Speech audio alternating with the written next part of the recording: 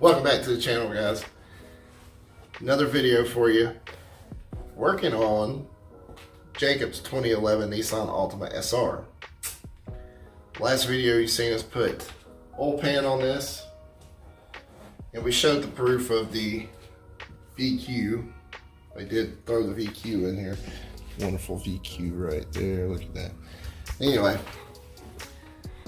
today we're gonna throw some brakes on here, front and rear. Jacob's like me, and you go ahead and say it. I mean, you are heavy-footed on the brake because we drive fast. Yeah. We like to go fast. Our poor Altimas take a beating. They really do. I hate to say it.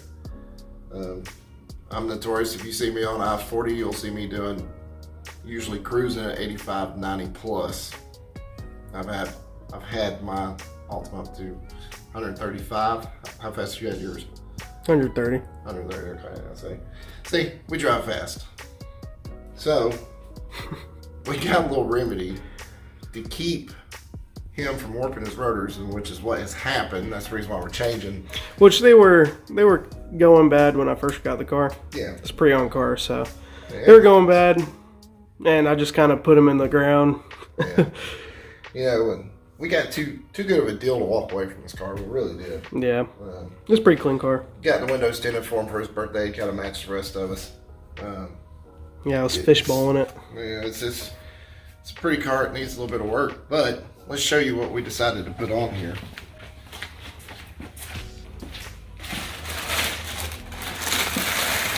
Front and rear cross-trail slotted rotors, ceramic pads, and we were just talking about this in the car. And what were you saying about the cross-trail slotted rotors? I looked it up, read a few forums. Some people are saying that cross-drilled and slotted rotors are worse or better compared to the traditional, just plain rotor. Yeah, if you're driving around town, like here, and you're not driving real fast, because we have a lot of roads that are like 30-mile-an-hour roads that we usually do 50 on. Yeah, sorry. I'm not trying to let the cat out of the bag or nothing, but once again, we're used to the Georgia driving. If it says 30, you're usually doing 50 or 60, or you'll get ran over. But in the past, I've noticed, I had a 2000 Ford Focus. A lot of you guys that watch the channel will probably remember that car. Loved that car. I got to where I was going through standard brake pads and rotors once every 6 months because I was so hard on the brake pedal. Switched over cross-trail slotted, ran some semi-metallic pads, and got 4.5 years out of them before I changed them. Out of the rotors. Out of the rotors and pads. And pads? And Jeez. pads. So, that's crazy.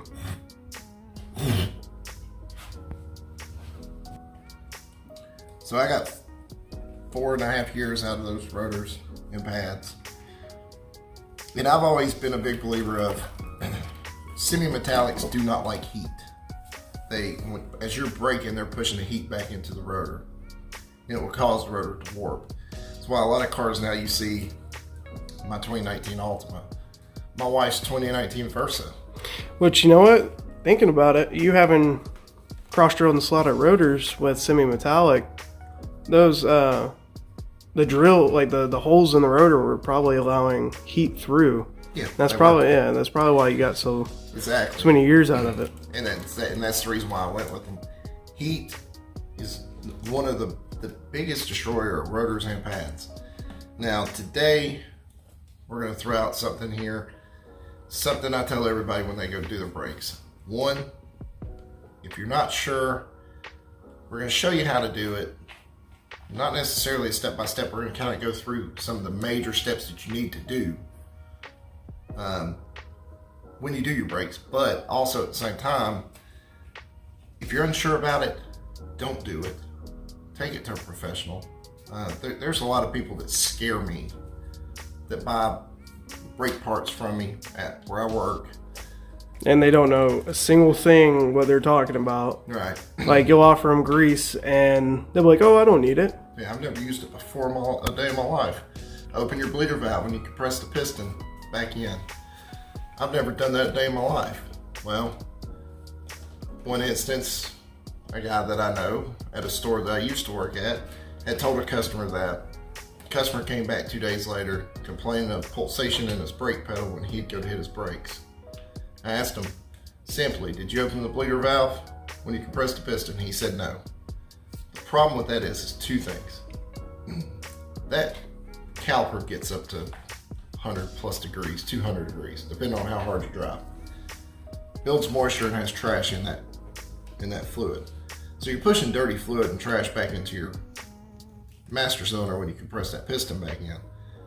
And also, if you have ABS like all of our cars do, you can blow out one-way check valves inside the ABS pump. Not only that, you can force air into the system. That too. From the master cylinder down into the brake caliper, which will cause... Exactly. Even more damage. So, I mean, since I don't know, 1995, we'll go back that far, I've bled brakes on one car when I've done the brakes, and that was because I couldn't get the bleeder valve open. So, that being said, we're gonna get started on this, get it knocked out pretty quick. We gotta do front and rear, and rotate its tires while we're doing it too. So, we'll show you a front, we'll explain some stuff on the rear with different calipers on the rear. But other than that, let's do it. Let's get busy. Yes, sir. Let's go. All right, guys, so we've got everything tore apart. As you can see, there's some cracking in the brake pads from the heat. Obviously, these are semi-metallic pads. You see it? Yep. Old rotor's off.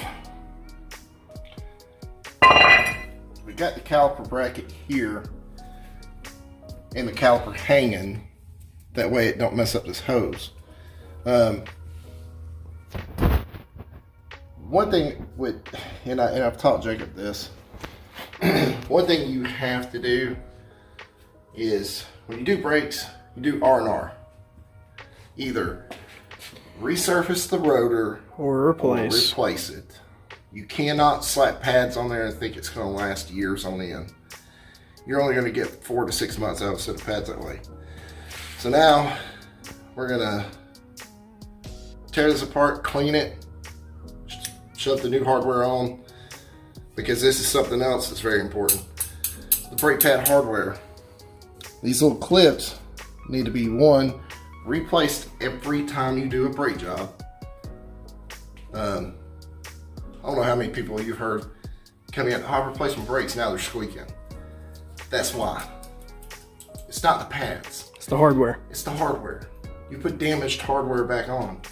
So, which taking damaged hardware off and then putting it back on is way worse. Yeah, it's way worse. So than just not doing your brakes. Right. We're gonna get this stuff taken off, get the new hardware on, get it greased up, and show you exactly how to do it. So, give us just a minute, and we'll get to that.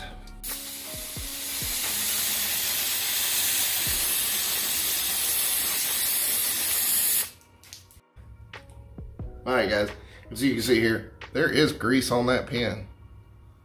Why is there grease on that pin?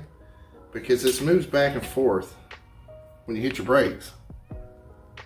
Once again, I think I said this in the last video or a couple of videos ago. That's the reason why we grease these. A lot of people bring calipers in and say that they're bad. They're not bad. They just didn't do the job right. So we're gonna get this cleaned off real quick. And we're gonna re-grease it.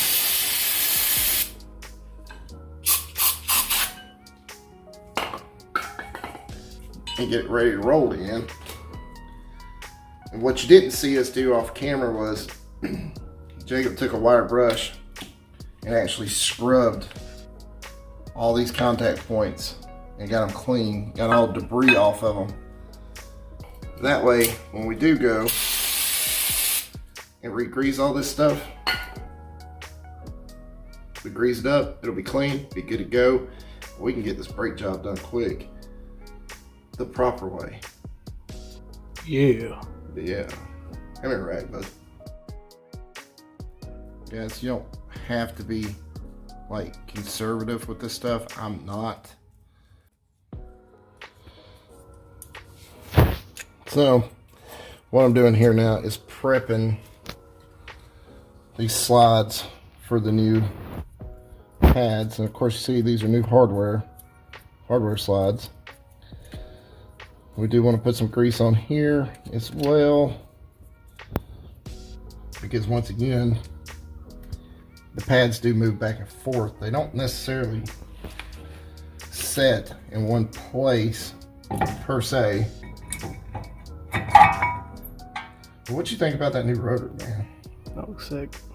Also, since we had such a hard time getting these off, we actually had to get the impact after it. We're gonna take a little anti-seize. Just put a little bit on there. That was a lot. It's also going to be shaking it up. Yeah. There we go.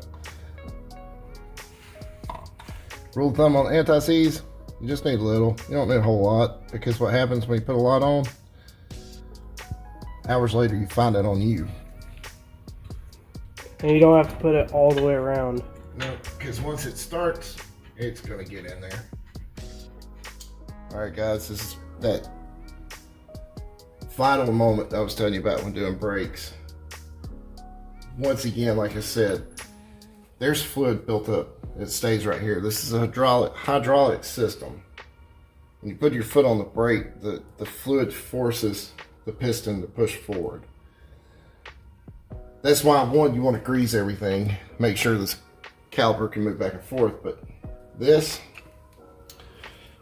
we're going to take our ratchet, loosen it up, 10mm socket, and we're going to compress this piston in. And of course, we're in our shop, we're not too worried about this. Now, some people may be worried about it. Get you a piece of clear rubber tubing or rubber hose or clear hose and put over it. Yeah, put in like a container or something. Yep.